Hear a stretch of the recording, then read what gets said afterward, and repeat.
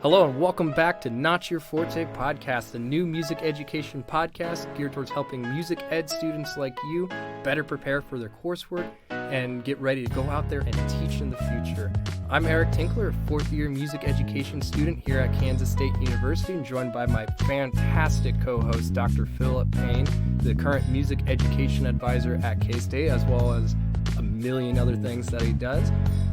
This week, we're going to be diving into the most interesting topic we could think of, and that's music history. History is one of my favorites. There's a lot to unpack there, so I'm excited to talk about it this week. All right. Anyways, before we dive into the meat of things a little bit, we'd like to announce the winner of our composition contest. Drum roll, yeah. It's Ryan Nelson. So we're going to. You've probably heard it at the beginning. The new intro music. Hope you guys enjoy it. I know we do. Absolutely. It fits the vibe a little bit. But congrats and thank you to everyone who put in submissions. We greatly appreciate just having interaction from you guys. But anyways, Dr. Payne, how are you? I'm doing well. It's getting to be, it seems like every time we have one of these podcasts, we keep saying it's that time of semester. It's like there's we all always know. a time of semester. Yeah, there's always a time of semester. And, these last couple weeks, we're wrapping up advising. So we're wrapping up getting everybody just enrolled. That's exactly right. Enrollment's opening. And so that vision of the new beginning, it's both exciting and fearsome at the same time, because you're like, oh my gosh, the end is coming. Oh yeah, and I've seen finals. And then at the same time, it's like, all right, there's this new beginning in the spring. Mm-hmm. I know that we'll be able to start fresh. I can't wait for, whether that's if you're an instrumentalist and you're moving into basketball pep bands, which is, it's a completely different paradigm than football. How about the K-State game this week? As a Sooners fan, yeah. As an OU grad, I tell you, I was torn, right?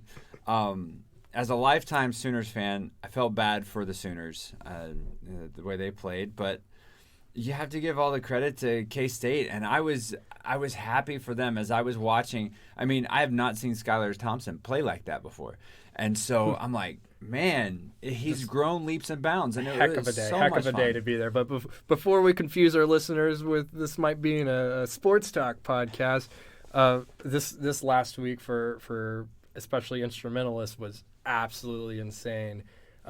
Monday through Saturday, each night I had something. Monday night, orchestra rehearsal. Tuesday night, we had our orchestra concert, which was super fun. We played Rhapsody in Blue. The piano professor here at K-State just absolutely rocked it. And the other pieces, we played Beethoven 2 and a piece called Into the Blue, just super fun. Well, and then, the outreach in part of that, being able to perform that with our listeners, our orchestra performed Beethoven's Second with our chamber orchestra, which is our top orchestra from the high school here in Manhattan.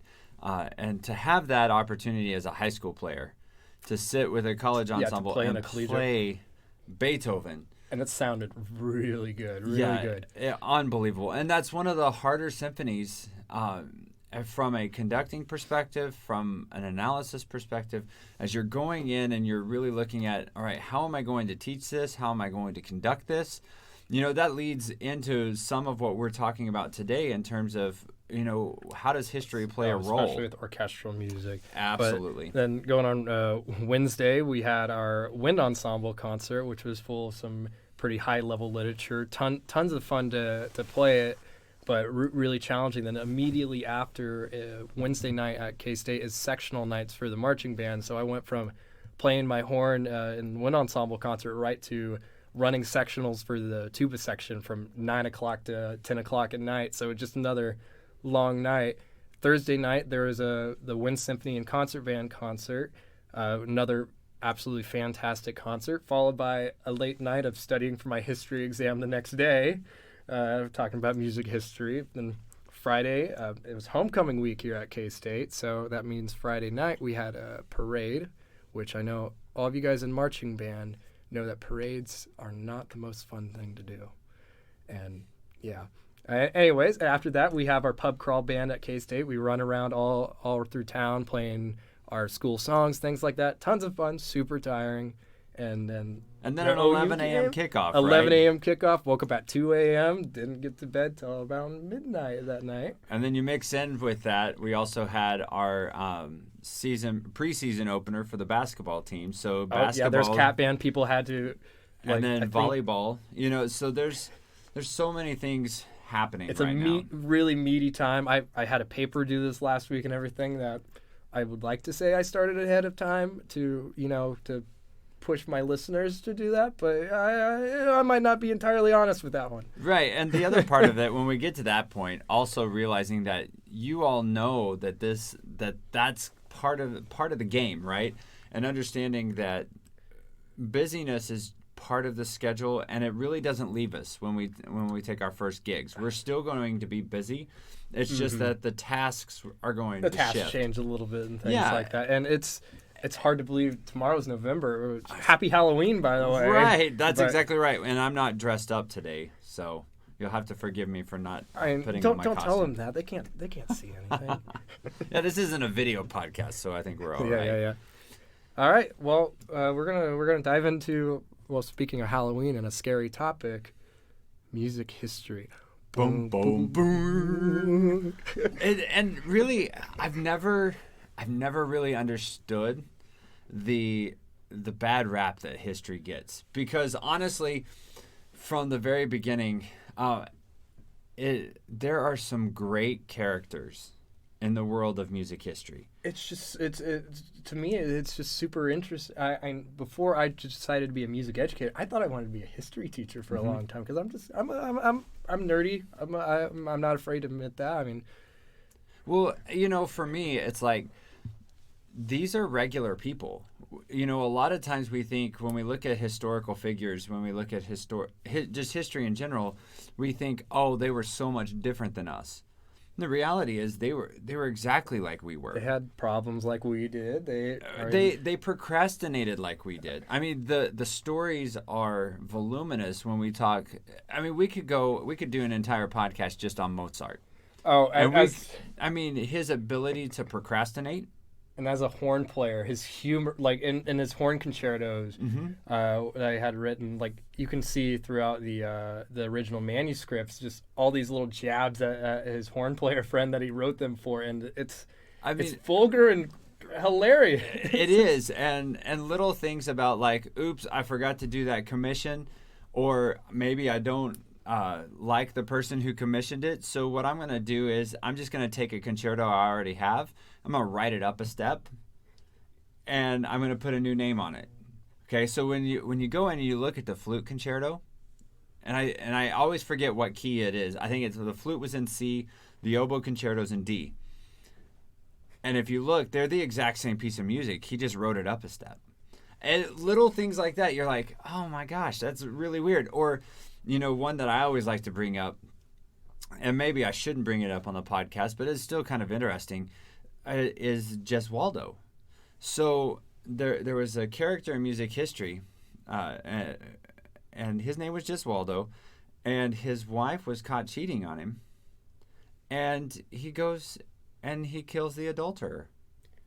Yeah, which actually we just recently talked about Mahler recently, and his wife, about how she was with a different guy first, but he was kind of too ugly. So she married Mahler, and then after I think after Mahler died, she was having a few different affairs while she was married to Mahler. She married some famous painter, then a famous architect, and it's just like, there's a lot of drama going on. There is, and so I think that's part of it is we think that just because they're written in a history book, that they're not normal. They're all these pompous, like really fancy kind of people. And when we start to get down to brass tacks, and we look at figures such as, and I'm going to bring up Mozart again because he's such a colorful figure. It just pains me we only had him for 35 years. Okay, he was 35 when he passed away, and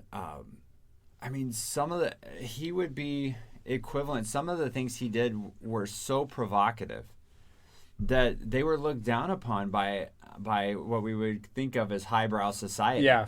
Mm-hmm. So I always call him the Lady Gaga of the late 18th century because he has that verve and that flair and this musical just this internal like drive in his musicality that's just unbelievable. But it was so vastly different from what people were used to that they didn't know how to react to it.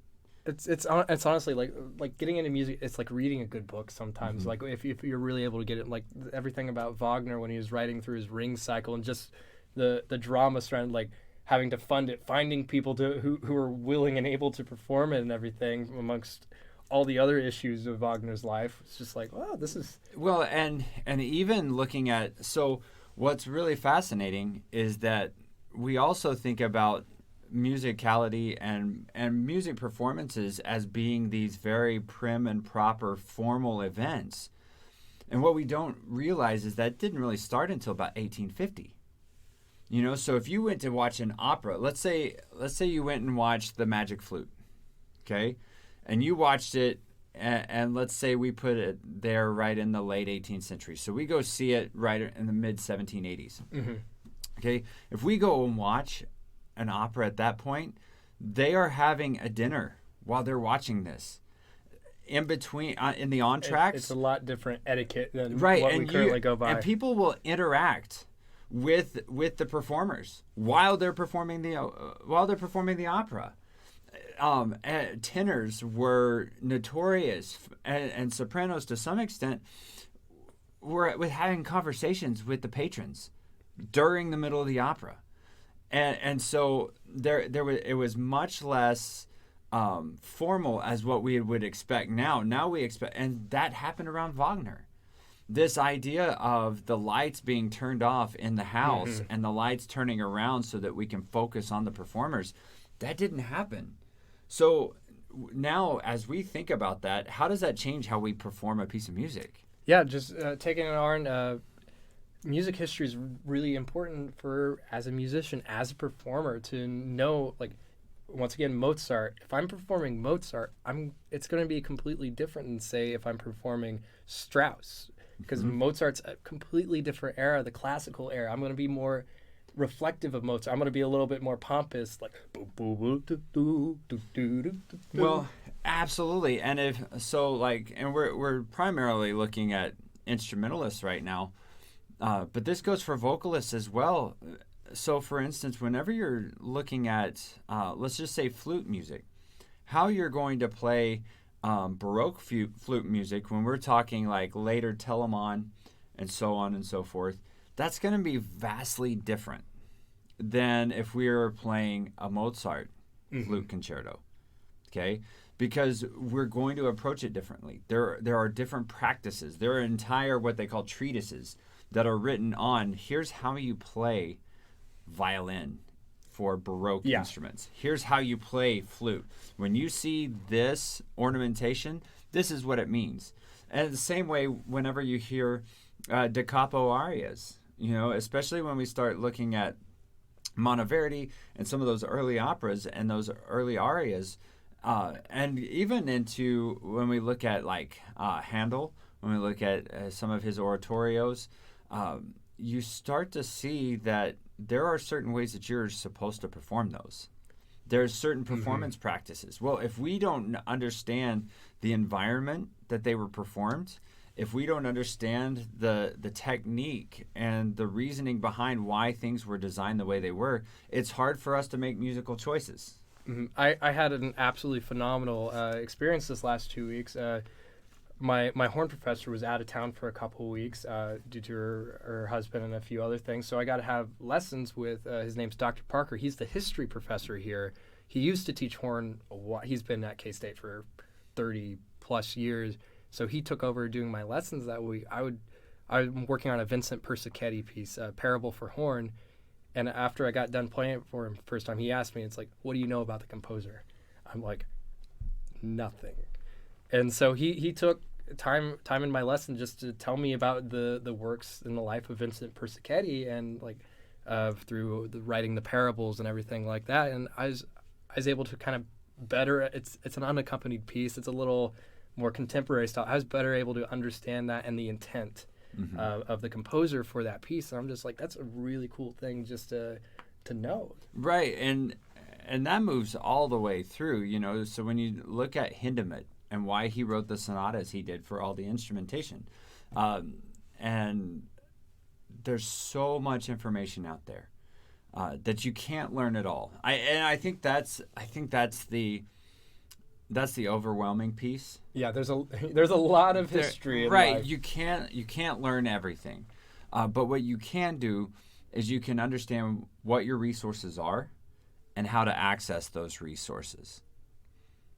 The other part of this is that a lot of times we get so focused on notes and rhythms, whether we're a vocalist or an instrumentalist, it doesn't matter.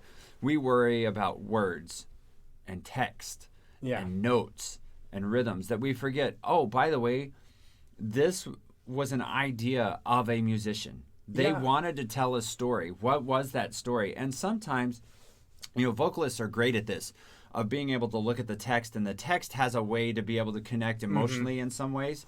But do we ever really sit back and think about how did that emerge from this composer? What was going on in that composer's life? What was going on in the world around them? I mean, because when you start to look at Shostakovich, all right, and then we start to look at what was going on around him in Russia at that time, and how he was composing in protest.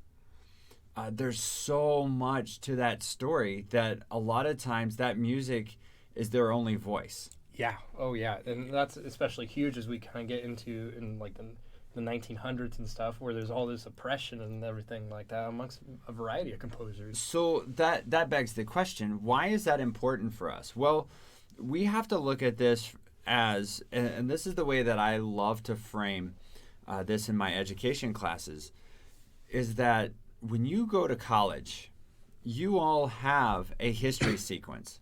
History 1, 2, and 3. You have a theory sequence. Theory 1, 2, 3, and 4. You have an orchestration class. You have private lessons. So you go and you learn the techniques and the proper strategies to play in your lessons. You learn the theory behind the music in your theory classes. You learn the history in your history classes. But as a school music teacher, you have to wear all of those hats. All right? So not only are you going to have to teach it, but you're going to have to understand it in a way that you're going to be able to make good musical decisions for your students. Remember that every decision that you make is impacting the musical experience of your students. And so if I don't take the time as a teacher to learn the history or the background of a composer and why they composed a specific piece of music, then I'm depriving the music education of my students. And I think it's incredibly vital for whatever piece, whether you're performing, whether you're conducting it, whatever it is, to do justice to the composer. The composer spent however long they did in writing a piece for generally a specific reason, whether it's something as powerful as Sibelius with Finlandia and nationalism and wanting to beat oppression, or if it's something they wrote for a church, if they were a Kapellmeister for the local cathedral or whatever. It's just understanding the context of the piece allows you to really bring out the musicality in it. Absolutely. And the other part of this, too, is that, a lot of times we fall into the trap of thinking history happened a long time ago. No, history's happening right now. And so even these new pieces, these contemporary pieces that are being commissioned, they're being commissioned for various reasons. Okay, so we have to look at, like Sam Hazo has been commissioned to write pieces on the breaking ground of new schools. Eric Whitaker has been commissioned. And sometimes they're commissioned to write for an all-state ensemble. Okay, but they're still a source of inspiration. So trying to get into the program notes and then thinking about what is going on in the world around. So one great example, Frank DeKelly with An American Elegy, written about Columbine. Yeah. Okay. this is a topic that's going to hit close to home with a lot of people. That was one of the first times that I truly remember that school shootings become a major talking point among America. And unfortunately, we start to have more and more of those conversations as we go along. Ironically, we had one this morning. I had this conversation with my daughter. There was a threat that was sent out to Manhattan High East Campus on that, and so they put the students into active shooter drill because of a threat that was called in to the school. And so these are conversations that now are happening, and that's going to change the way that we teach that piece of music.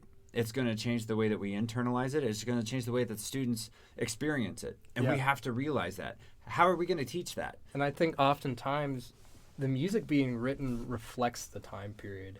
If you look at paintings, if you look at books and things around the time of like when Mozart was writing everything he was doing, or when Brahms was writing during the Romantic era and doing everything, if you just look at kind of what's happening in the world, music is a driving force in just continually pushing like what change is coming through the world. And I think too we have to think about how do our students experience this.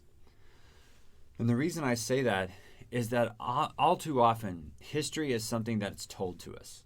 Yeah. History is something that is like delivered to us through stories, through oration.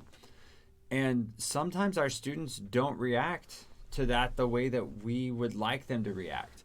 So it's like, okay, how can we get them involved in it? So as our listeners are thinking through their own historical experiences and how they've experienced music history, one of my challenges to our students here, but also to our listeners, is going to be, how are you going to help your students experience the history? It's always turned back to what's it going to do to help you be a better teacher. And I know a huge thing that a lot of teachers that I've haven't necessarily done is make that cross-curricular connection and work with your history teacher.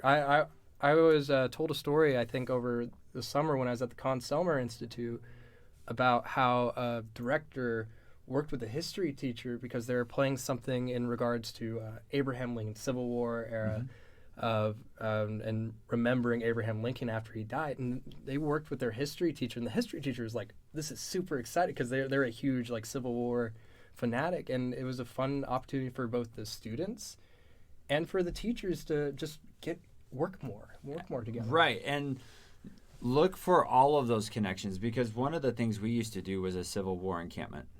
And so the theater department would build the sets and make the costumes.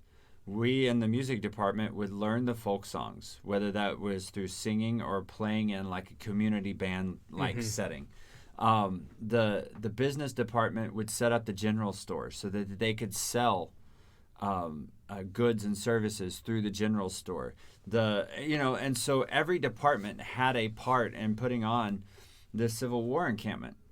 Well, all of a sudden, you're looking at all of these pieces are happening, together as one, and the students are learning the history. They're learning why we sang "When Johnny Comes Marching Home," okay, and why it was written, why we play it the way that we do, and then hearing that and seeing it through the Civil War encampment, it provides a different meaning. And I think it's just a really great way to be able to reach multiple students, because not every student, music's not going to be the number one thing in every student's life. Someone might be a history nerd. Someone, like if you incorporate that into your lessons and your ensemble rehearsals, it's just going to... And I would go further. I'd say into your performances. If you have somebody that's passionate about it, let them do a vocal introduction to the piece. Instead of you introducing the piece to your audience, let one of your students do it.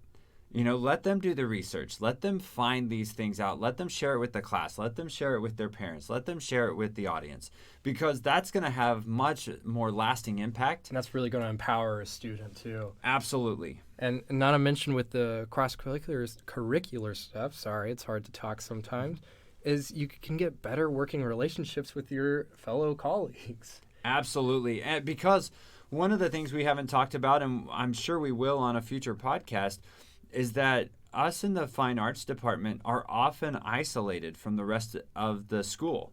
We're not in a pod with all of the other math teachers or all the other music teachers. The quote-unquote core classes. You know, and so we may be a faculty of one. And we're put on the, you know, for me, when I was teaching, our room was an old renovated mechanics building that was off in the North Forte. And so it took 8 minutes, 8 minutes if you walked really fast, 10 minutes to walk from one corner of the campus to the other. So it was a long walk. It was a big campus. And we were in one corner, and the science building was in the other corner. Well, how often did I see many of the science teachers? Well, I saw them at faculty meetings when we didn't have rehearsal. You know, so I may see them at our first faculty meeting of the year, and then I might see them at the end of the year when they give us all ice cream for having a successful teaching year. And that might be the only chance, you know, unless I ran across them at one of the football or basketball games. But that was also very rare as well. So a lot of times we can feel isolated. These chances for collaboration allow us to get into the school proper a little bit more. We used to do something also called Java and Jazz. And so our students would pair up with the English department, and they would write short stories, poems, and so on and so forth. And then we would come in and we would, our jazz ensemble would then provide the mood music, and we'd set up a coffee shop inside of the library. And so it would all be kind of like just basically your typical hipster coffee shop when people come in and listen to the poetry that students have written, and the jazz ensemble. We do combos, and I'm sure the principal or administrators in the school, they see this happening, and they start to value your program a little bit. It's like, oh, hey, they're not just blowing through instruments and playing music, they're teaching history, or right, absolutely, or all this other thing, which is just super cool. But kind of going on, we've talked a lot about kind of the why of music history, why we have to sit through it and everything, and how we can apply it to everything. But for those who are currently taking music history classes, it can sometimes be a huge chore and just a hard thing to get through. I know at K-State, you start taking them around your sophomore, junior year, right? Once you're getting some heavier coursework and things, sometimes it doesn't take the priority.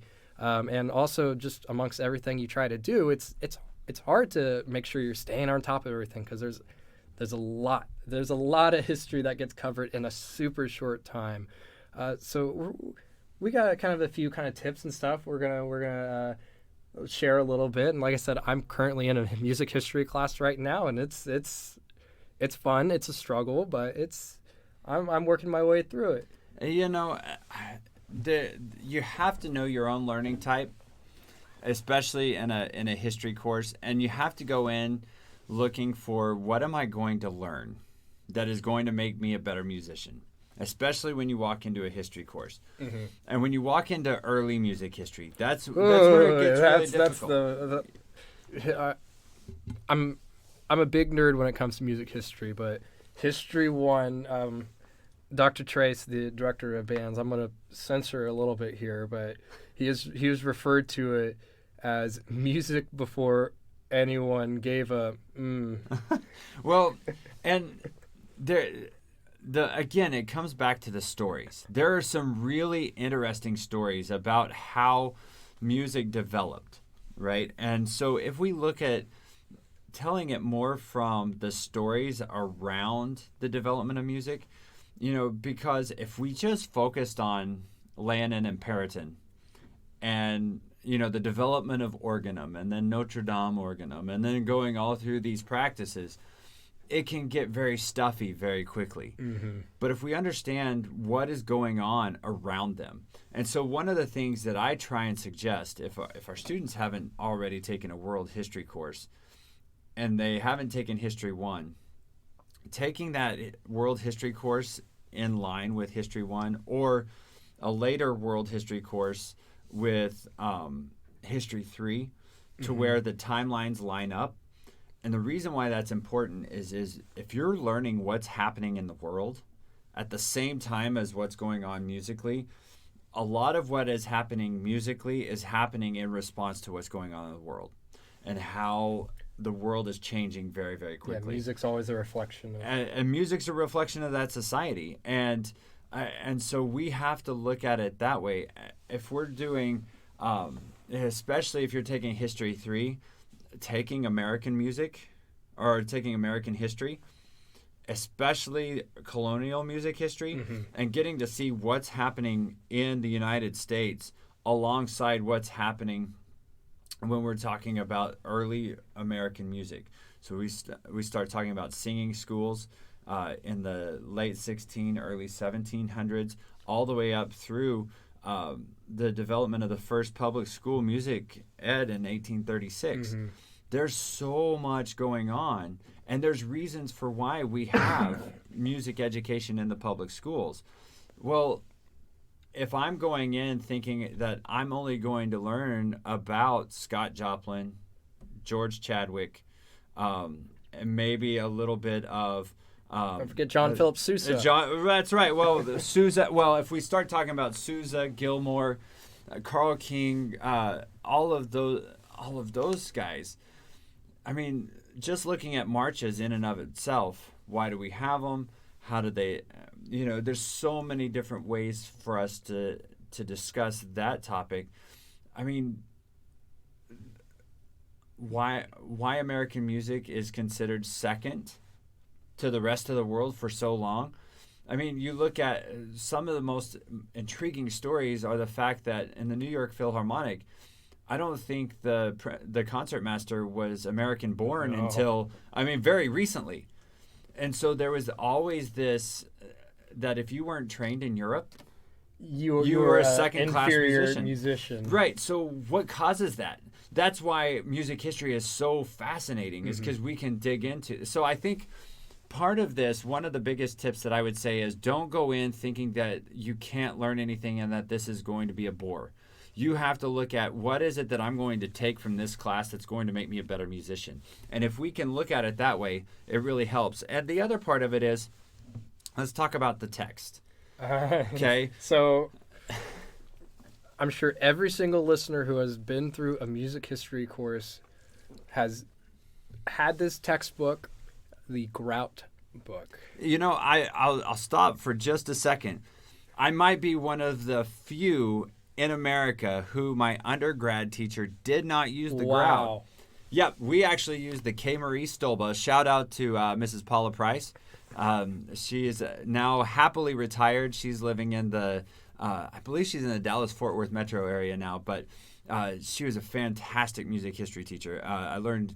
I can't even begin to tell you how much I learned in her classes, not only about music, but life and writing, how to write a strong paper, and how to do that through music history was fantastic. But we used the K. Marie Stolba. So I actually didn't get to the Grout until I was a master's student. So mentioning the Grout book, it's like the Bible. You can't read it from the cover to cover. There's always a joke that I think everyone's heard is if you're ever having trouble sleeping, just open up the Grout book and about a page in, you won't have trouble sleeping anymore. Well, and I think the Grout gets a bad rap sometimes. Everybody, you need to go back to the first edition of the Grout when there weren't colored illustrations or any pictures. It was just all text. It takes a while to work your way through it, but there's so much good information in there. And it leads to other texts that are fantastic. So we're talking about the Werner. I have to be honest. So like for my doctorate, I had what we called the Styles exam. And in the Styles exam and the history exam, so it was basically 6 hours of testing that I had. And one of them so my history test was being able to trace 36 genres from inception to present. And so I got to be pretty strong on the motet from inception to 1450. Yeah, it's pretty awesome, right? And so basically what my professor did is he had 6 dice in his desk. And so those 36 were broken into 6 different categories of 6. And he took his 6 dice and he threw them up against the wall. And he said, okay, section 1, you're going to take number 2. Section 2, you're going to take number 2. And whatever the dice fell were the 6 that he gave me. And he said, I want you to write about 3 of these. So going in, I had no idea what 3 I was going to have to write. And I couldn't play the percentages. So you had to know a little bit about everyone. The other part of it was I had to know, he said, I'm going to take 1 character from each style period.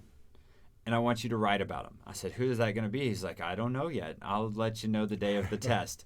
So you just had to you had to go through and you had to know your style periods. You had to know how they all connected and be able to write off the top of your head characters. So just another valid application for paying attention in your music history class. You're looking to get your master's or doctorate. It's going to come back. Absolutely. So, I mean, I joke about it now. I studied for those exams. And the drop the needle was being able to, they picked, it was 20 pieces from all style periods. Is records? Yes. Essentially, at this point, it was still records. And it could be any time period, but you had to say time period, genre, composer, the approximate composing date, and then list of, you had to justify your answers. And you had to do that for all 20. You also had to do that for rip a page from the score. So they went through scores, and they just took random pages out of these scores, and you had to identify them. Well, part of that, yes, it seems like, that's a lot to handle. But the ability to internalize when I see something, I can hear it. I can also be able to tell you, okay, this looks like this composer. This looks like this could have been made during this period, and here's why. Here are the clues that tell me that, which then tells me how it should be performed and how I would teach it. But without having studied for 18 months to get to that point. Yeah, it's going to take time. It's not history's something we're infamous for cramming for, but sometimes it takes history is not about brain drain. And I think that's the thing, is we don't see the usefulness of it in the moment. And so I think if we're aware of it, of the usefulness from the beginning, the other thing I would say is take it with classes that you know are going to line up. I was fortunate enough to take my last music history course, which was started right around the death of Beethoven up through modern times. And I took it at the same time that I was taking an art history course and a world history course. So I'm looking at seeing what's happening in the world. I'm seeing what's happening in the visual arts, and I'm seeing what's happening in the music. And we're studying the same time period all the way through all 3 of those courses. So when I went to art history, or my art appreciation class, I was seeing what was happening in the world in visual art. And I was able to compare that to what I was learning of what was happening in the world in music and what was happening in the world politically, geographically, all of that. And they all tied together. And so I only had to study for 1 class. That's a really perfect setup. For those who might be a little less fortunate with their setup, first final note on the Grout book, just know what's important. Just kind of like look through it, have a highlight. If you own the book, don't write in a rental book. But if you own the book, have a highlighter, have a pen with you, and just kind of, you can figure out what's important and what's not important, especially if it's composer's name, composition, dates. Those are usually always important.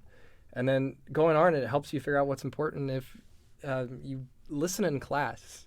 Because I know it's often at K-State, it's an early morning class, either an 8:30 or a 9:30 is when our music history course is. I know a lot of people are tired, aren't the most receptive and stuff, but it really pays off to pay to your music history professor. I know at K-State, our professor has a near encyclopedic knowledge and he just pulls things out of his head, and I was just like, oh. And you're going to find that most of your musicologists are able to do that. One of my favorite classes in my doctorate was taught by Dr. Lee, and Dr. Michael Lee is unbelievable master when it comes to sharing stories. He's an unbelievable storyteller. And I'll never forget, I mean, I took both Baroque and American musical history, and there was one other. But American music, he would come in and tell these stories of the development of America and what was going on musically at the same time. And so that moment when I'm walking this summer, when I'm walking through the cemetery that's just down the road from Old North Church in Boston, and you walk past Cotton Mather's grave, and you understand the impact that Cotton Mather had on not only American life as a whole, but what he did for the world of music and what he played in like American music, you're just like, oh my goodness, you know, you're in the presence of someone that has shaped who you are as a teacher, a player, a musician, without having ever even known about it. Which just knowing that usually the people who go into music history go into it because they're passionate about it, and just taking the time for the hour or so that you have music history to really just intently listen to what they're saying, because they tell some really great stories about their experiences with this, and it'll help you kind of understand what in the textbook or whatever kind of readings they give you are going to be the important things. Going on, I know doing a listening is sometimes a really terrifying task for a lot of undergraduates once you kind of start through your history sequence. And don't be afraid of listening. Don't be terrified of it. And the only way to get better at it is to do it. It's to listen to pieces. Okay, and so one of the things that I always suggest is find the classical station nearest you and just program your car's radio to go straight to it. If you don't have a radio in your car, but you have a Bluetooth device, go ahead and just turn on a Spotify station that is just going to be, and I'm going to use the word classical, but I don't mean classical music. I mean, turn on the channel that's going to give you all of those different experiences. There's tons of playlists on Spotify to where, say, you're listening to romantic era music or neoclassical and things like that. I love to just, whenever I'm at home, kind of with all the fun, like the Amazon Alexa devices or whatever, I'll just be like, hey, play this station or whatever, and I'll just, while I'm working on homework or doing whatever around the house, I'm immersing myself in the style of music so I can kind of just get a better understanding. It's like, okay, this is how it's going to sound. And then going on, a big thing I found that's helpful, like I mentioned, we had a history test this last week, and something a lot of my classmates struggle with is the listening and trying to narrow it down with what it was. And on our listening, we're kind of been going through a lot of American composers: Scott Joplin, Patrick Gilmore, Sousa, Amy Beach, composers of that nature. I love Amy Beach, by the way.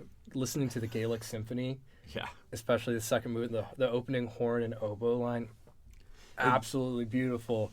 But what I did, and once again, this goes back to understanding yourself and trying to figure out how you best learn, is to help them study. I designed a flow chart I listed all the composers and pieces, and I kind of listed. I asked a question at first: is this a march? Is this a rag? Or is this a symphonic work? And then as they would answer the questions, it would lead them to a different part in the flow chart, and just continually ask different questions. Is this a duple or a triple feel? Is this soloistic texture? Is it really heavy? And just questions like that, which will kind of help lead them to where the answer should be, and then just continually practicing by shuffling the music up a little bit, choosing different parts, and trying to get quicker and quicker at just going through those questions in your mind to reach you to that final point. Yeah, and the other part of this that I would say is don't try and do this by yourself. Yeah. Because you're never going to be in a position where you're truly by yourself teaching. So use your resources, and by that I mean talk to your friends, study in groups, develop a support structure now, because I can guarantee you when you're out in the field and you're teaching, you're going to want to use that same support structure. And this goes on to your friends might have a better way of going about something than you do. I have a group of friends that we always come together before a history exam, night before, like as music majors do. And we just kind of go through different things. I know for being able to remember the composer for each different composition, we come up with some really weird like mnemonic devices that help us. It's like, okay, so there was a piece for like a funeral march for Abraham Lincoln. So we were like, okay, funeral, that's painful. So Payne, John Knowles Payne.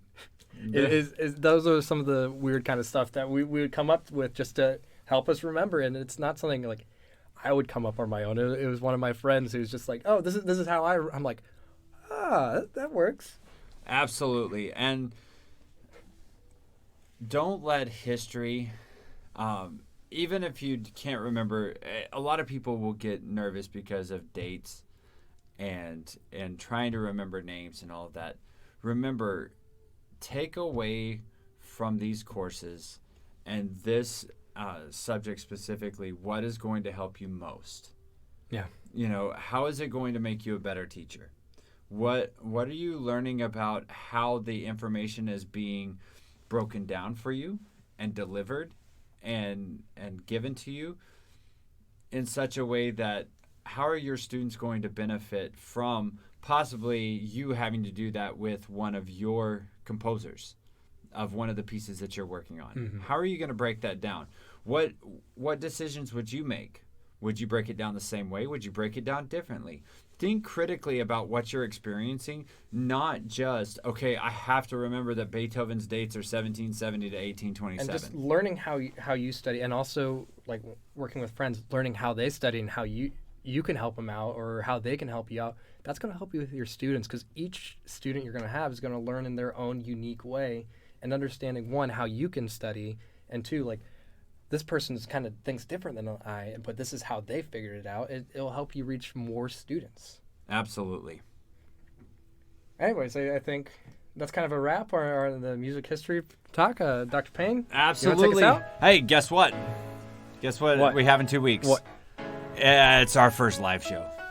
And so I'm really, really pumped. We're going to have, right now we have 65 people on tap to be here on campus at Kansas State University for our Future Music Ed Day. And we are going to be broadcasting live.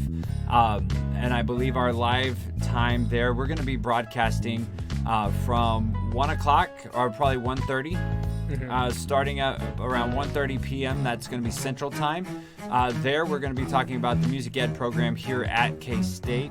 But then at 2:30, we're going to be bringing students in, and we're going to be doing a question, FAQ, if you will, of what it means to be a music ed major in college. Everything that you wanted to know from, how to get admitted, what dorm life is like, what off-campus life is like, what is Aggieville like on game nights, those kinds of questions. They all get asked. Tell me about pub crawl band, tell me about the marching band, tell me about the concert choir, tell me about in a chord, tell me about parking passes. That's exactly right. Tell me about parking tickets. There are so many different questions. Those. If you want to get those answered, definitely check us out. It's going to be a lot of fun, and we're going to have some fun too. We'll come up with different ways to make it a unique experience for everyone involved, and hopefully get you all involved in it as well. So again, that's going to be 2 weeks from today. That's November 14th. We're going to be at 1:30 p.m. So we highly suggest you check us out. If you haven't already, subscribe. Find us on Apple, Spotify, YouTube. We're at everywhere that podcasts can be found. When you do find us, rate us 5 stars so that we're easier to find.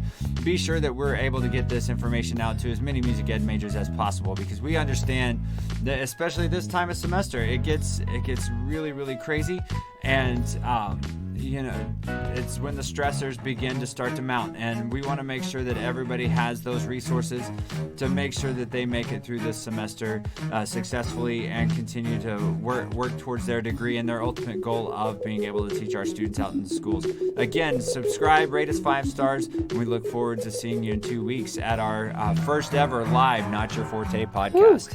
Woo! All right. Thanks for listening. Bye-bye.